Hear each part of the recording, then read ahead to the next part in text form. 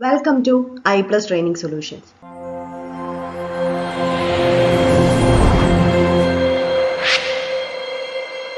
I Plus Training Solution UGC Net Education 2000 June 2025 question paper discussion series വീണ്ടും സ്വാഗതം. ഇന്ന് രണ്ടാമത്തെ സെറ്റാണ് നമ്മൾ ഡിസ്കസ് ചെയ്യുന്നത്. ഇത് സെറ്റ് 2. അടുത്ത 10 ചോദ്യങ്ങൾ അതാണ് നമ്മൾ ഇന്ന് ഡിസ്കസ് ചെയ്യുന്നത്. Which of the following statements are incorrect regarding benefits of inclusion? ചോദ്യം, which of the statements are incorrect regarding the benefits of inclusion? So inclusion, inclusive education അല്ലെങ്കിൽ inclusion എന്നുള്ളതിനെ അർത്ഥമാക്കി പറയുമ്പോൾ ഈ തന്നിരിക്കുന്ന സ്റ്റേറ്റ്മെന്റ്സിൽ ഇൻകറക്റ്റ് ആയിട്ടുള്ളത് ഏതെന്നാണ് ചോദ്യം. സോ നോക്കൂ, ഓപ്ഷൻസ് കണ്ടോളൂ. എന്ന് വെച്ച് കഴിഞ്ഞാൽ statements social competence and communication skills of children with diverse ability are deteriorated in inclusive settings.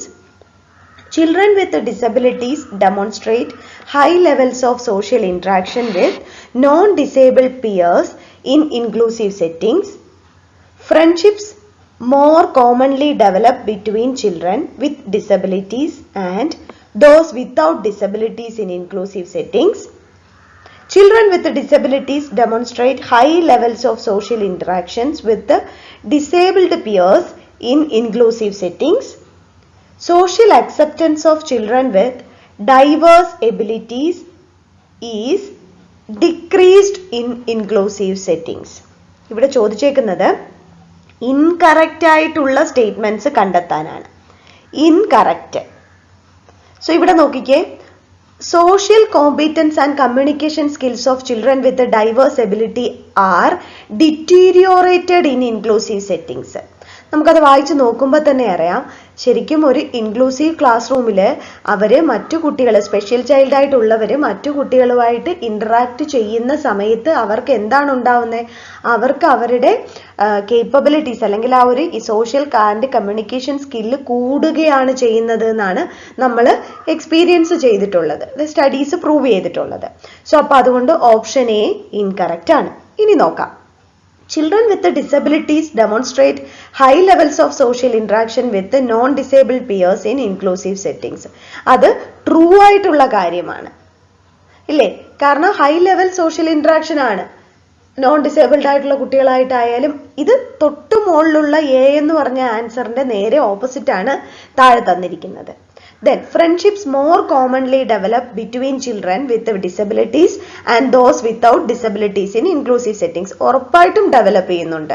So അപ്പോൾ അതും ഇൻകറക്റ്റ് ആയിട്ടുള്ള സ്റ്റേറ്റ്മെന്റ് അല്ല, അത് കറക്റ്റ് ആണ് ഇൻക്ലൂസീവ് ക്ലാസ് റൂമിനെ പറ്റി. Then children with disabilities demonstrate high levels of social interaction with disabled peers in inclusive settings. Again അതും true ആയിട്ടുള്ള വസ്തുതയാണ്.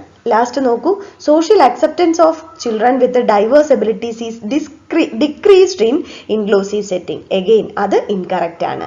ഒരിക്കലും അവരുടെ സോഷ്യൽ അക്സെപ്റ്റൻസ് കൂടുകയാണ് ചെയ്യുന്നത്, അല്ലേ, ഒരു ഇൻക്ലൂസീവ് ക്ലാസ് റൂമിൽ ആ കുട്ടികളെ ഇരുത്തി പഠിപ്പിക്കുമ്പോൾ. സോ അപ്പോൾ അങ്ങനെ നോക്കുമ്പോൾ നമുക്ക് ഇവിടുത്തത് എയും ഇയും, അതായത് ഓപ്ഷൻ 1 എയും ഇയുമാണ് ഇവിടെ ഇൻകറക്റ്റ് ആയിട്ട് തോന്നുന്നത്. നമുക്ക് നോക്കാം, ഓപ്ഷൻസ് നോക്കാം. എന്തായാലും UGC നെറ്റിന്റെ ആൻസർ കീ ആണ്, അവർ തന്നിട്ടുള്ള ആൻസർ കീ നോക്കാം. Yes, correct answer is A and E. അതായത് ഇൻക്ലൂസീവ് ക്ലാസ് റൂമിനെ പറ്റി അല്ലെങ്കിൽ ഇൻക്ലൂഷനെ വെച്ച് നോക്കുമ്പോൾ എന്ത് ഇൻകറക്റ്റ് ആയിട്ടുള്ളതാണ് എ ആൻഡ് ഇ. അതുകൊണ്ട് ഇവിടുത്തെ ആൻസർ എയും ഇയുമാണ്. Identify correct statements. First one, LMX theory is a dyadic theory of leadership. Then variable value is a type of Poka-Yoka methods. Six Sigma techniques are used basically in martial arts. C.K. Prahlad highlighted the untapped market potential of the world's poorest populations. Fiedler's contingency theory advocates that there is always one best style of leadership. ഇതിൽ നമുക്ക് വേണ്ടത് correct answer ആണ് കണ്ടുപിടിക്കേണ്ടത്. So ഓരോന്നും നമുക്ക് നോക്കാം. LMX theory LMX theory എന്ന് പറഞ്ഞാൽ അതൊരു ലീഡർ മെമ്പർ എക്സ്ചേഞ്ച് തിയറിയാണ്, which is a dyadic theory of ലീഡർഷിപ്പിന്റെ തിയറി തന്നെയാണ്. ഓക്കെ, അപ്പോൾ ഓപ്ഷൻ എ നമുക്ക് കറക്റ്റ് ആക്കി എടുക്കാം. ദെൻ ഓപ്ഷൻ ബി നോക്കിക്കേ, variable value is a type of poka yoke method. Actually poka yoke method എന്താണ്? അത് നമ്മുടെ ക്വാളിറ്റി മാനേജ്മെന്റ് ടെക്നിക്ക്, അതായത് നമ്മൾ പറയുന്നുണ്ട് ജാപ്പനീസ് ആ ഒരു കാര്യങ്ങളൊക്കെ പറയത്തില്ലേ, പോക്കെയോക്കെ എന്ന് പറയുന്നത് ഒരു ജാപ്പനീസ് വേർഡാണ്. അതിന്റെ മീനിങ് എന്ന് പറയുന്നത് തന്നെ എന്താണ്? മിസ്റ്റേക്ക് പ്രൂഫിംഗ് അല്ലെങ്കിൽ എറർ പ്രിവെൻഷൻ എന്നുള്ള അർത്ഥത്തിലാണ് പറയുന്നത്. അപ്പോൾ അങ്ങനെ വരുമ്പോൾ ഇതൊരിക്കലും വേരിയബിൾ വാല്യൂ ഒരു പോക്കെയോക്കെ ടൈപ്പ് മെത്തേഡ് അല്ല. അവിടെ ക്വാളിറ്റി മാനേജ്മെന്റ് ടെക്നിക്സ് ആണ് യൂസ് ചെയ്യുന്നത്. സോ അപ്പോൾ അതുകൊണ്ട് തന്നെ അതും കറക്റ്റ് ആൻസർ ആയിട്ട് വരാനായി പറ്റില്ല. അടുത്തത് നോക്കിക്കേ, six sigma techniques are usually used basically in martial arts. Actually six sigma is also used in business. അതായത് ക്വാളിറ്റി ഇംപ്രൂവ്മെന്റ് ടെക്നിക്കായിട്ട് ഇൻഡസ്ട്രീസിൽ യൂസ് ചെയ്യുന്നതാണ് സിക്സ് സിഗ്മ ടെക്നിക്സ് ഒക്കെ. അപ്പോൾ അങ്ങനെ വരുമ്പോഴും അതും കറക്റ്റ് ആൻസർ അല്ല. പിന്നെ അടുത്തത് കണ്ടോ, CK Prahlad highlighted the untapped market potential of the world's poorest population. Correct ആണ്. CK പ്രഹ്ലാദ് ഡെമോഗ്രാഫിക് സയന്റിസ്റ്റ് ആയിട്ട് വരുന്നൊരു വ്യക്തിയാണ്. അപ്പോൾ അദ്ദേഹം അതുപോലെ തന്നെ മാർക്കറ്റ് പൊട്ടൻഷ്യൽ, അതായത് ഇതെല്ലാം എഡ്യൂക്കേഷണൽ മാനേജ്മെന്റിന്റെ അകത്ത് നമ്മൾ പഠിക്കുന്ന കാര്യങ്ങളാണ്. സോ അത് കറക്റ്റ് ആണ്. സോ അടുത്ത നോക്കിയേ, Fiedler's contingency theory. Actually Fiedler's contingency theory എന്ന് പറയുന്നത് ലീഡർഷിപ്പിന്റെ തിയറി തന്നെയാണ്. പക്ഷെ അത് അദ്ദേഹം പറയുന്നത് ഒരിക്കലും one best style of leadership എന്നൊന്നും അല്ല പറയുന്നത്. അദ്ദേഹം പറയുന്നത് ലീഡർഷിപ്പ് സ്റ്റൈൽ എപ്പോഴും ടാസ്ക് ഓറിയന്റഡ് ആയിട്ട് ഉള്ളതെന്നുള്ള രീതിയിലാണ്. അതായത് ഫ്രെഡ് ഫീഡ്ലർ എന്ന് പറഞ്ഞൊരു വ്യക്തിയാണ്. അദ്ദേഹം പറയുന്നത് സിറ്റുവേഷണൽ ലീഡർഷിപ്പാണ് ഫ്രെഡ് ഫീഡ്ലേഴ്സ് സജസ്റ്റ് ചെയ്യുന്നത്. സിറ്റുവേഷണൽ ലീഡർഷിപ്പ് കൊണ്ടുവന്ന വ്യക്തിയാണ് ഫ്രെഡ് ഫീഡ്ലേഴ്സ്. സോ അപ്പോൾ അതുകൊണ്ട് തന്നെ ഇവിടുത്തെ രണ്ട് കറക്റ്റ് ആൻസേഴ്സ് ഉണ്ട്. ഒന്ന് LMX തിയറി കറക്റ്റ് ആണ്, പിന്നെ വരുന്നത് CK പ്രഹ്ലാദ് എന്ന് പറയുന്നത്. അപ്പോൾ ഓപ്ഷൻ എയും ഡിയുമാണ് കറക്റ്റ് ആയിട്ട് വരുന്നത്. Next, arrange the following steps of budget formulation and its role in implementation of educational programs in correct sequence. Budget, അതായത് നമ്മുടെ ഫണ്ടിങ് അനുവദിക്കുന്നത് അല്ലേ, സ്റ്റെപ്സ് നമ്മുടെ എഡ്യൂക്കേഷണൽ സെക്ടറിൽ നോക്കൂ. Finance department issues guidelines for budget preparation. Then head of departments instruct subordinate officers and units to prepare budget. ഇതിനകത്ത് okay fine. Then budget serves as an interim instrument for implementing educational policies. Then legislative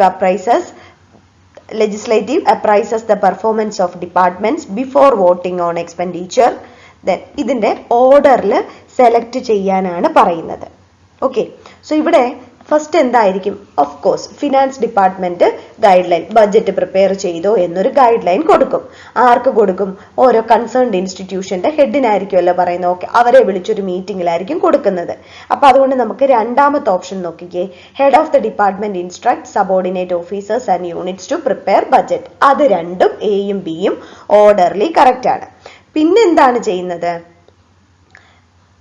legislative appraisers, അതായത് അത് നിയമം ഉണ്ടാക്കുന്ന ആൾക്കാർ, അവര് appraises the performance of department before voting ആണ്. കാരണം ഇവര് കൊടുത്ത ആ ഒരു അതിനെ കൊടുത്തുള്ള ഒരു എക്സ്പെൻഡിച്ചറിനെ അല്ലെങ്കിൽ ആ ഒരു ഇതിനെ അസസ് ചെയ്തു. എന്നിട്ടാണ് ഇത് നമുക്ക് ഫീസിബിൾ ആണോ കാര്യങ്ങൾ, ചുമ്മാ കണ്ണടച്ചുകൊണ്ട് നമുക്കൊരു പ്രൊപ്പോസൽ കൊടുക്കാം. ആ പ്രൊപ്പോസലിനെ അങ്ങനെ അങ്ങ് അക്സെപ്റ്റ് ചെയ്യാൻ പറ്റില്ല. ആദ്യം അത് നോക്കി, എന്നിട്ട് ഫൈനലി എന്താണ്? Budget serves as an interim instrument for implementing educational policies. So option A, B, D, C ആയിട്ട് ഓർഡർ ആയിട്ട് വരും. യെസ്, ഇവിടെ കറക്റ്റ് ആൻസർ വരുന്നത് option A, B, D, C. Okay, അടുത്തൊരു ക്വസ്റ്റ്യൻ, മാച്ച് ദ ഫോളോയിങ് ആണ്. നോക്കൂ, key terms of model of intellect കൊടുത്തു, അതിന്റെ ഡിസ്ക്രിപ്ഷൻ റൈറ്റ് സൈഡിലും കൊടുത്തു. സോ കീ ടേംസ് എന്തൊക്കെയാണ്? കോഗ്നിഷൻ, റിലേഷൻസ്, സിസ്റ്റംസ്, ട്രാൻസ്ഫോർമേഷൻ ഇങ്ങനെ കൊടുത്തു. അതിൻ്റെ ഡിസ്ക്രിപ്ഷനായിട്ട് 4 എണ്ണം കൊടുത്തിട്ടുണ്ട്. നമുക്ക് ഓരോ കറക്റ്റ് ആയിട്ടുള്ളതിനെ മാച്ച് ചെയ്യാനെന്നാണ് അവർ പറയുന്നത്. നോക്കൂ, കോഗ്നീഷൻ ഫസ്റ്റ് തന്നെ നിങ്ങളൊന്ന് നോക്കിക്കേ. Altering or restructuring intellectual content and ordering or classification of relations, A connection between concept, then recognising and discovering. നോക്കിക്കേ, കോഗ്നീഷൻ അല്ലെങ്കിൽ തന്നെ നമുക്ക് കോഗ്നീഷൻ ഈസ് തിങ്കിങ് എന്നാണ് അർത്ഥമാക്കുന്നത്. അപ്പോൾ കോഗ്നീഷൻ തിങ്കിങ് എന്ന് വരുമ്പോൾ നിങ്ങൾ ബ്ലൂംസ് ടാക്സോണമി അല്ലെങ്കിൽ യാഗറിൻ്റെ ടാക്സോണമി ഒക്കെ പഠിച്ച സമയത്ത് ബ്ലൂംസിൻ്റെ ടാക്സോണമിയിൽ എന്താ പറയുന്നത്? കോഗ്നീഷൻ എന്ന് പറഞ്ഞാൽ തന്നെ റെക്കഗ്നൈസിങ് ആൻഡ് അണ്ടർസ്റ്റാൻഡിങ് അല്ലേ, റിമെമ്പറിങ് ആൻഡ് അണ്ടർസ്റ്റാൻഡിങ് അല്ലെ, റെക്കഗ്നൈസിങ് ഇതൊക്കെ വരുന്നത് ഏതിലാണ്? കോഗ്നിറ്റീവ് ഡൊമൈനിൽ, കോഗ്നീഷനിലാണ്. സോ അപ്പോൾ അതുകൊണ്ട് തന്നെ നമുക്ക് എയിനെ ഫോറുമായിട്ട് റിലേറ്റ് ചെയ്യാം. ഓക്കെ, ഇനി അടുത്തത് നോക്കിക്കേ. ഈ എയിനെ ഫോറുമായി റിലേറ്റ് ചെയ്ത് വരുന്ന ഒറ്റ ഓപ്ഷനേ ഉള്ളൂ ഇവിടെ, 3 മാത്രം. അങ്ങനെ വേണമെങ്കിലും നമുക്ക് എന്ത് ചെയ്യാം? ആൻസർ കറക്റ്റ് ആക്കി എടുക്കാം. എങ്കിലും അടുത്തുള്ള ഓപ്ഷനുകളും കൂടി ഒന്ന് റിലേറ്റ് ചെയ്ത് നോക്കാം. നോക്കൂ, റിലേഷൻസ്. റിലേഷൻ എന്ന് പറഞ്ഞാൽ എന്താണ്? 2 സംഭവങ്ങൾ തമ്മിലുള്ള ബന്ധം അല്ലേ? റിലേഷൻഷിപ്പ് എന്ന് പറയുന്ന 2 പേർ തമ്മിലുള്ള ബന്ധം. നോക്കൂ, അവിടെ ഓപ്ഷൻ 3 വന്നേക്കുന്ന നോക്കൂ. ഓപ്ഷൻ 3 അല്ല, ലിസ്റ്റ് 2 ഡിസ്ക്രിപ്ഷൻ 3 കണ്ടോ? എ കണക്ഷൻ ബിറ്റ്വീൻ കോൺസെപ്റ്റ്, അതാണല്ലോ റിലേഷൻഷിപ്പ്. സോ അപ്പം A4 B3. ദെൻ അടുത്ത സി നോക്കൂ, C2 ആണ് ഇവിടെ തന്നിരിക്കുന്ന ഓപ്ഷൻ പ്രകാരം. നോക്കൂ, that is an ordering or classification of relations. ശരിയാണ്, ഒരു റിലേഷൻസ് കിട്ടിക്കഴിഞ്ഞാൽ അതിനെ സിസ്റ്റമാറ്റിക് ആയിട്ട് അറേഞ്ച് ചെയ്യുക, അതാണല്ലോ systems. Then last comes transformation. Transformation എന്ന് വെച്ചാൽ ചേഞ്ച് ചെയ്യുക. കണ്ടോ, ബൈ വേർഡിൽ നിന്ന് തന്നെ നമുക്ക് എടുക്കാൻ പറ്റുന്ന ആൻസേഴ്സേ ഉള്ളൂ ഇവിടെ. സോ ഇവിടെ കറക്റ്റ് ആൻസർ വരുന്നത് ഓപ്ഷൻ 3 ആണ്, A4 B3 C2 D1. നോക്കൂ, കറക്റ്റ് ആൻസർ നമ്മൾ പറഞ്ഞു A4 B3 C2 D1. Okay, next question. PCK framework was given by. Direct question അല്ലേ?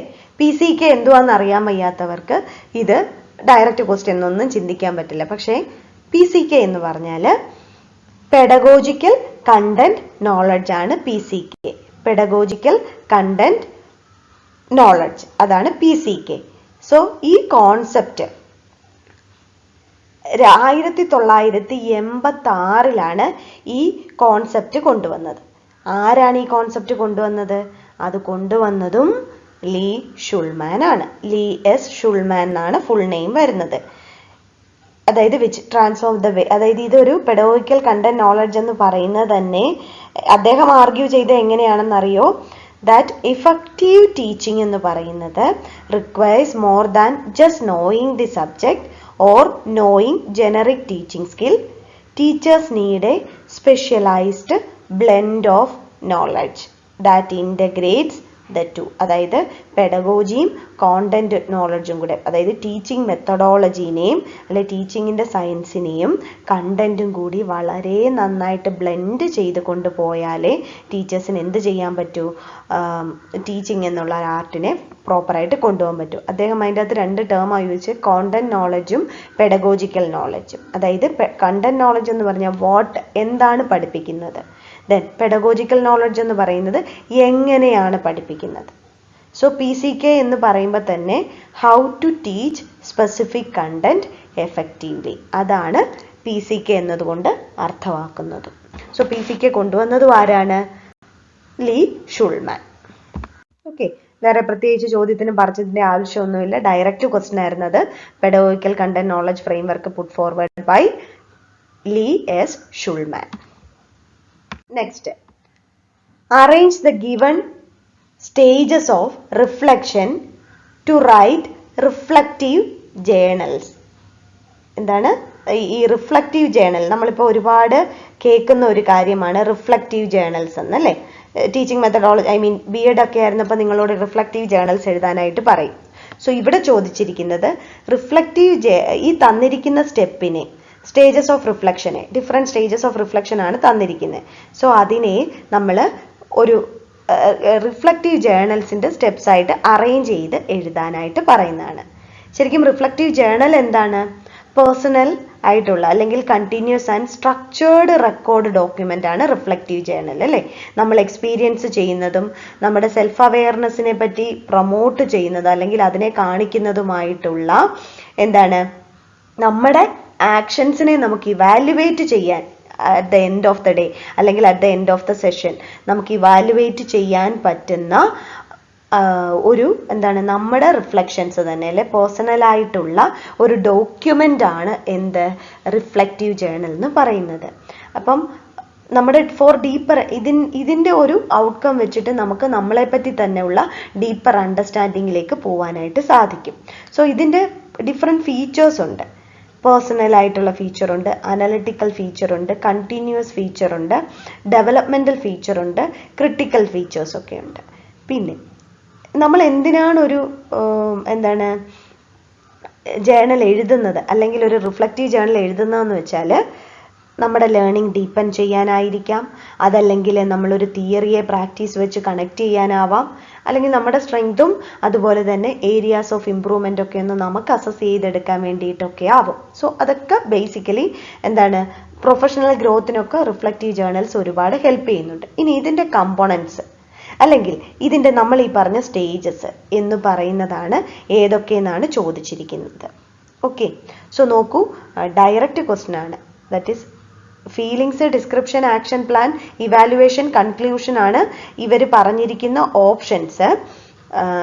ഇവിടെ ഇതിൻ്റെ ഓർഡർ എങ്ങനെയാണെന്ന് ചോദിച്ചാൽ ആദ്യം നമുക്ക് വരുന്ന ഡിസ്ക്രിപ്ഷൻ ആണ്. അതായത് വാട്ട് ഹാപ്പൻ, എന്ത് സംഭവിച്ചു എന്നുള്ള രീതിയിലാണ് നമ്മൾ ആദ്യം എഴുതേണ്ടത്. What happen.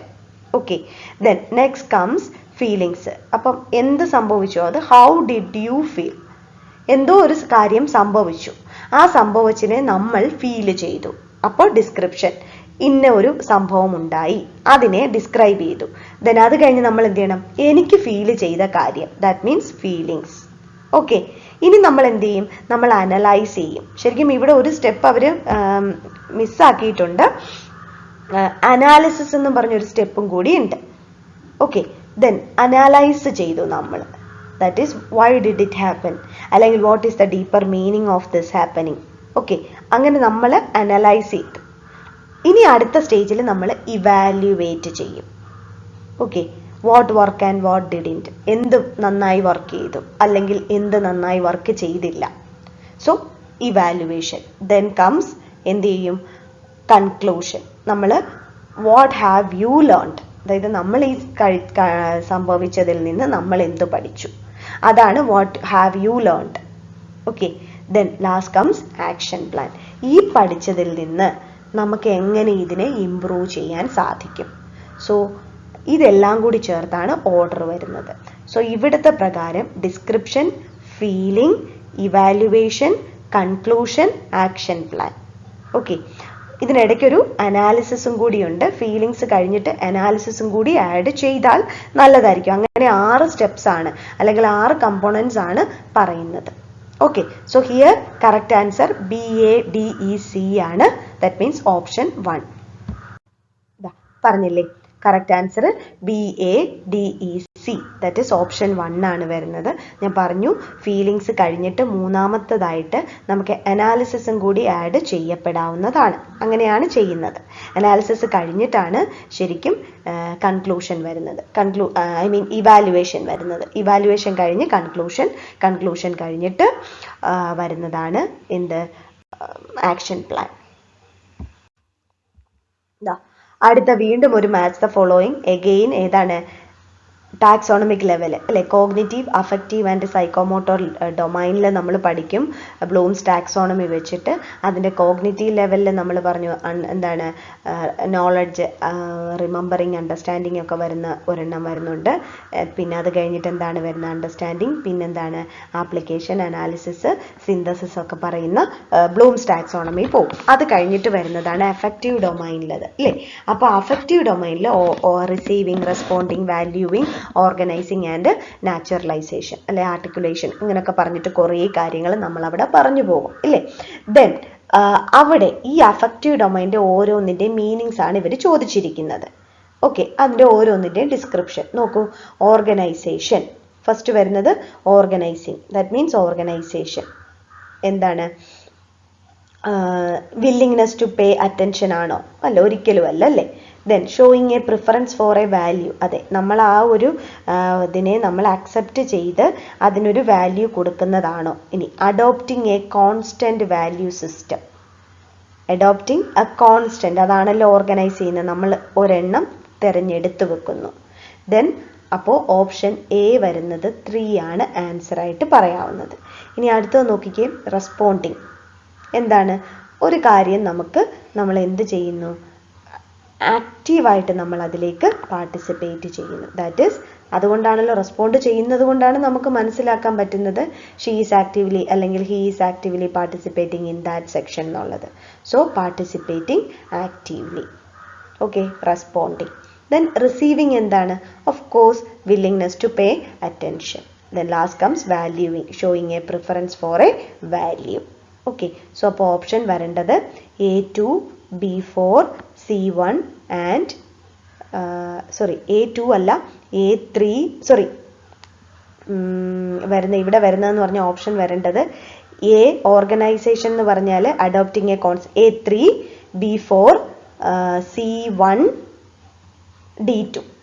A3, B4, C1, D2. So here correct answer is option 3 ആണ്.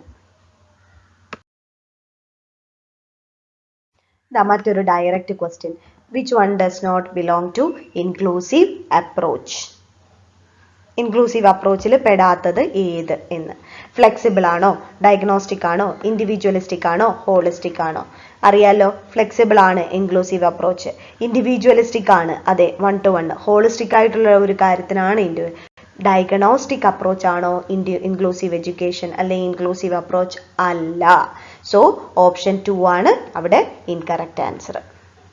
ഓപ്ഷൻ 2 ആണ് ഇൻക്ലൂസീവ് എഡ്യൂക്കേഷനിൽ ബിലോങ് ചെയ്യാത്ത, അതായത് ഇൻക്ലൂസീവ് എഡ്യൂക്കേഷന്റെ ഭാഗമായി പറയത്തില്ലാത്ത ഒരു approach, that is diagnostic approach. So here correct answer option 2 ആണ്.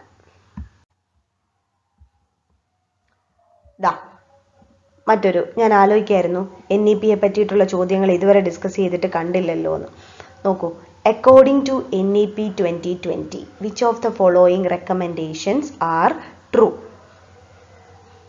There will be one umbrella institution, the National Higher Education Regulatory Council. അങ്ങനെ ഒരെണ്ണം ഉണ്ടാകും, NHERC എന്നൊരു ഇത് കൊണ്ടുവന്നു. Following recommendations are true എന്നുള്ളതാണ്. There will be one independent vertical for accreditation called National Accreditation Council. അത് ഇതാണ് NAC എന്നാണ് ഉദ്ദേശിക്കുന്നത്. NAC, national accreditation and assessment council എന്നുള്ള അർത്ഥത്തിലാണ് എന്ത് NAC. ഓക്കെ, ദെൻ അടുത്തത് വരുന്നത് the regulatory regime shall not encourage private philanthropic effort in education. Then within 15 years all higher education institutions in India will aim to become independent self-governing institutions. അടുത്ത E, private higher education institutions will be empowered to set fees for their programs independently. So ഇവിടെ കറക്റ്റായിട്ട് പറഞ്ഞിരിക്കുന്ന options ഏതൊക്കെയാണെന്നാണ് നോക്കേണ്ടത്. There will be one umbrella institution, the National Higher Education Regulatory Council എന്ന് പറയുന്ന അങ്ങനെയല്ല, ഓരോന്നിനും separate ആയിട്ട് തന്നെ NCTE അവിടെ നിലനിർത്തും, അതുപോലെ തന്നെ ഹയർ എഡ്യൂക്കേഷൻ ഡിപ്പാർട്ട്മെന്റ് കൗൺസിൽ ഒക്കെ ഉണ്ടാകും. അപ്പോൾ അതുകൊണ്ട് ഒരു അംബ്രല്ല ഇൻസ്റ്റിറ്റ്യൂഷൻ അല്ല ഉണ്ടാവുന്നത്. സോ അപ്പോൾ അതുകൊണ്ട് ഫസ്റ്റ് ഓപ്ഷൻ കറക്റ്റ് അല്ല. മറ്റേ NAC അക്രഡിറ്റേഷൻ, അത് B എന്ന് പറയുന്നത് കറക്റ്റ് ആൻസർ ആണ്. പിന്നെ regulatory regime shall not encourage private philanthropic efforts in education, തെറ്റ്. അങ്ങനെയല്ല, എല്ലാം എൻകറേജ് ചെയ്യാം എന്നുള്ളതാണ് അവർ പറയുന്നത്. ദെൻ വിത്തിൻ 15 years കൊണ്ട് അത് ഇൻഡിപെൻഡൻ്റ് ആയിട്ടുള്ള സെൽഫ് ഗവേണിംഗ് ഇൻസ്റ്റിറ്റ്യൂഷൻസ് ഉണ്ടാവണം, അത് കറക്റ്റ് ആണ്. Then private higher education institution will be empowered to set fees for their program independently. അതിപ്പോൾ തന്നെ ഓട്ടോണോമസ് കോളേജസും കാര്യങ്ങളും എല്ലാം ഉണ്ട്, അത് ആ രീതിയിൽ തന്നെ പോകണം എന്ന് തന്നെയാണ് പറഞ്ഞിരിക്കുന്നത്. സോ അപ്പോൾ അതുകൊണ്ട് ബിയും ഡിയും ഇയും ഇവിടെ കറക്റ്റ് ആൻസർ ആയിട്ട് പറയാം. നോക്കൂ, ഇവിടെ correct answer B, D, E, only. So option 3 ആണ് വരുന്നത്. അടുത്തൊരു ചോദ്യം നോക്ക്. നമ്മൾ പെട്ടെന്ന് ചിന്തിച്ചു Indian schools of philosophy, western schools of philosophy ഒക്കെ നമ്മൾ ആദ്യമേ പഠിച്ചു പോകുന്നതാണ്, അതിനെ പറ്റിയിട്ടായിട്ട് വലിയ ചോദ്യങ്ങളൊന്നും വരില്ല എന്ന്. പക്ഷേ ഡയറക്റ്റ് ചോദ്യങ്ങളോ കണ്ടു തഴമ്പിച്ച ചോദ്യങ്ങളോ ഒന്നുമല്ല, അതല്ലാതെ ഒരു പുതുമയുള്ള കുറച്ച് ചോദ്യങ്ങളോ ആയിട്ടാണ് അവർ ഇപ്രാവശ്യം ഐഡിയലിസത്തിൽ നിന്നാണ് ചോദിച്ചത്. നോക്കൂ, which of the following statement is not true about idealism? In scheme of curriculum, idealism is not prepared to give any particular preference to any subject. ഒരിക്കലും അല്ല അല്ലേ? അവിടെ എന്താണ് scheme of curriculum? Idealism not prepared അല്ല, idealism prepared to give any particular preference. അപ്പോൾ അത് ഇതിൻ്റെ ഓപ്ഷനായിട്ട് വരത്തില്ല. Then idealism has talk more of objectives and aims of education and less of devices, methods and organizations. ശരിയല്ലേ? അത് തന്നെയല്ലേ പറയുന്നത്? Yes, അതും ട്രൂ ആണ് ഐഡിയലിസത്തിനെ പറ്റി അല്ലേ? In scheme of curriculum idealism is not prepared to give any particular preference to any ഇതെന്ന് പറയുന്നത് അത് ശരിക്കും പറഞ്ഞാൽ ട്രൂ ആണ് ഐഡിയലിസത്തിനെ സംബന്ധിച്ചിടത്തോളം. ദെൻ അടുത്തത് പറയുന്നത് subjects which have a favour of personal greatness and greatly emphasised by idealism. അതെ, സബ്ജക്റ്റിന് അവിടെ വളരെയധികം ഇമ്പോർട്ടൻസ് ഐഡിയലിസം കൊടുക്കുന്നുണ്ട്. സോ അതുകൊണ്ട് തന്നെ അതും ട്രൂ ആണ്. Then last വന്ന് നോക്കൂ, idealism pay much attention to present experience of child and in its approach to the problem of the curriculum. ഒരിക്കലുമല്ല, അവരെപ്പോഴും ഗുരു അല്ലെങ്കിൽ അങ്ങനെയുള്ള കാര്യത്തിനാണ് ഇമ്പോർട്ടൻസ്. പ്രസന്റ് എക്സ്പീരിയൻസിന് ഇമ്പോർട്ടൻസ് കമ്പാരിറ്റീവ്ലി കുറവാണ് അല്ലേ? സോ അതുകൊണ്ട് നോട്ട് ട്രൂ അബൌട്ട് ഐഡിയലിസം എന്നുള്ള ചോദ്യത്തിന് ഉത്തരം ഓപ്ഷൻ 4 ആണ് വരുന്നത്. യെസ്, കണ്ടോ, idealism pay much attention to the present experience of the child in its approach to the problem of curriculum. Actually idealism വലിയ ഇമ്പോർട്ടൻസ് അവിടെ കമ്പാരിറ്റീവ്ലി മറ്റതിനെ കണക്കാക്കി കൊടുക്കുമ്പോൾ അവിടെ സബ്ജക്റ്റിനാണ് ഇമ്പോർട്ടൻസ് കൊടുക്കുന്നത്, അവിടെ ഗുരുവിനാണ് അല്ലെങ്കിൽ ടീച്ചറിനാണ്, ടീച്ചർ സെൻറ്റേർഡ് ആയിട്ടുള്ളതാണ്. സോ അങ്ങനെയൊക്കെയുള്ള കാര്യത്തിലാണ് ഇമ്പോർട്ടൻസ് കൊടുക്കുന്നത് rather than present experience of the child. അതെങ്ങനെ വരുന്നത്? നാച്ചുറലിസം ഒക്കെ വരുമ്പോഴാണ് എന്താണ്, അല്ലെങ്കിൽ പ്രാഗ്മാറ്റിസം ഒക്കെ വരുമ്പോഴാണ് ചൈൽഡിൻ്റെ എക്സ്പീരിയൻസും ലേണിംഗ് ബൈ ഡൂയിങ്ങും അങ്ങനെയൊക്കെയുള്ള കാര്യങ്ങളിലേക്ക് പോകുന്നത്. ഓക്കെ, സോ ഓപ്ഷൻ 4 ആണ് ഇവിടെ correct answer. So with this നമ്മൾ second set of question paper discuss ചെയ്തു. ദാറ്റ് ഈസ് സെക്കൻഡ് സെറ്റ് എന്ന് പറയുമ്പോൾ നമ്മുടെ NTA എക്സാമിൻ്റെ രണ്ടാമത്തെ, അതായത് 20 ചോദ്യങ്ങൾ ഇപ്പോൾ ഓൾറെഡി നമ്മൾ ഡിസ്കസ് ചെയ്ത് കഴിഞ്ഞു. അടുത്ത ക്ലാസ്സിൽ അല്ലെങ്കിൽ അടുത്ത ഇതിൽ നമ്മൾ അടുത്ത സെറ്റ് 10 ചോദ്യങ്ങൾ ഡിസ്കസ് ചെയ്യുന്നതായിരിക്കും.